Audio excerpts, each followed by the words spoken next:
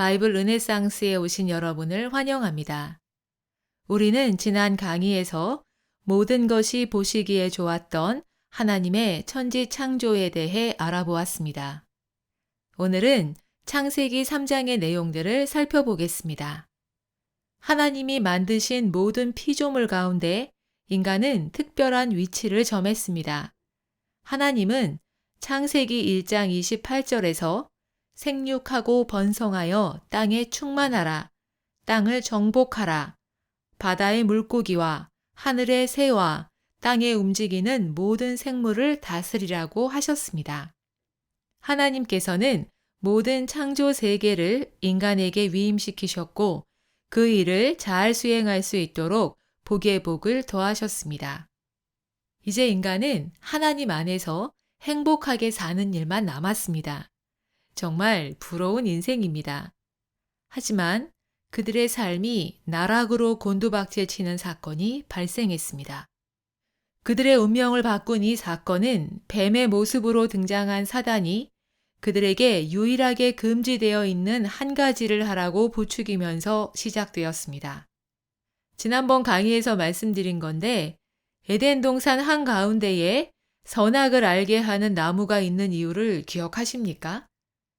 기억이 잘 나지 않으시면 지난번 강의를 참고해 주시기 바랍니다. 이 나무는 아담과 하와에게 한 가지를 상기시켜주는 표지판이었습니다. 그들 자신은 피조물이요, 하나님은 창조주라는 사실을 알려주는 표지판이었습니다. 따라서 이 표지판에 손을 대는 것은 하나님이 자신들의 창조주라는 사실을 무시하는 의사표현이 됩니다.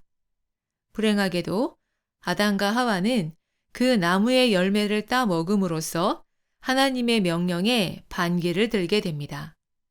이 사건들 이후 세상은 인간의 불순종이 가져온 결과들로 채워집니다. 비록 사단의 부추김이 있었을지라도 인간은 하나님의 통치 안에 흔들림 없이 있어야 했는데 그렇지 못했기 때문입니다. 결국 아담과 하와는 자신들의 도전과 불순종에 대해 심판을 받았습니다.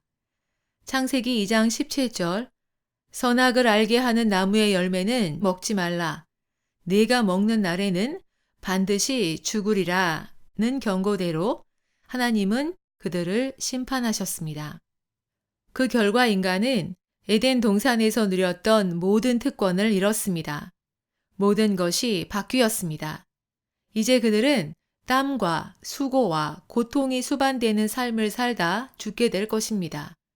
그리고 무엇보다 하나님과의 친밀했던 관계가 멀어지는 두려움 속에 살아야 합니다.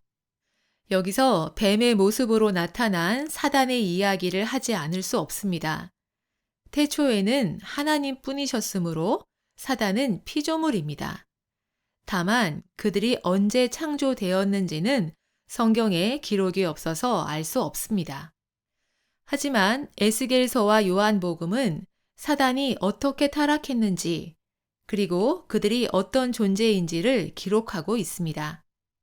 에스겔서 28장 11절부터 19절의 말씀에 의하면 사단은 지혜가 충족하며 아름다운 천사로서 각종 보석으로 단장하고 에덴 동산에 있었습니다. 그러나 자신의 아름다움과 지혜로움에 대한 교만이 생겨 하나님의 산에서 쫓겨났습니다. 요한복음 8장 44절에서는 사단, 즉 마귀는 처음부터 살인한 자요, 진리가 그 속에 없는 거짓말쟁이라고 기록하고 있습니다.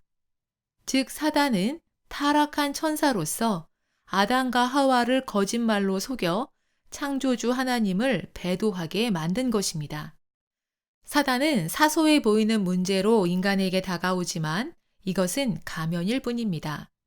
그들의 민낯은 인간을 처참하게 무너뜨리려는 잔인함입니다. 그들은 아담과 하와에게 에덴 동산을 불태우거나 하나님께 돌을 던지게 함으로써 그분의 권위에 맞서게 하지 않았습니다. 사단은 하나님의 명령을 어기는 엄청난 일을 나무 열매를 따먹는 사소한 행동으로 축소시켜 제안했고 동시에 하나님처럼 될 수 있다는 장밋빛 청사진도 슬쩍 끼워 넣었습니다. 결국 열매를 따먹은 일상적인 행동 하나가 인류 역사상 최악의 결과를 낳았습니다. 사단은 하나님과 맞서는 도구로 그분의 자녀인 인간을 선택했습니다. 인간을 이용해 피조 세계에 대한 하나님의 모든 계획을 파괴하고 궁극적으로는 자신의 멸망을 막으려는 것이 사단의 목적입니다. 이러한 사단에게 하나님께서는 다음과 같이 심판하셨습니다. 창세기 3장 15절. 여자의 후손이 내 머리를 상하게 할 것이다. 사단은 결국 자신이 속인 여자의 후손에게 밟힐 것입니다.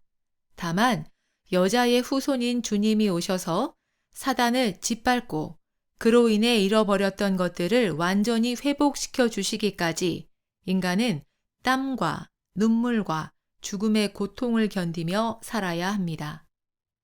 에덴 동산에서 누리던 모든 것들을 잃고 쫓겨난 후 얻은 아담과 하와의 자녀들은 어떻게 살았을까요? 다음 시간에는 가인과 아벨로부터 무드셀라에 이르는 아담의 후손들에 대해 살펴보겠습니다.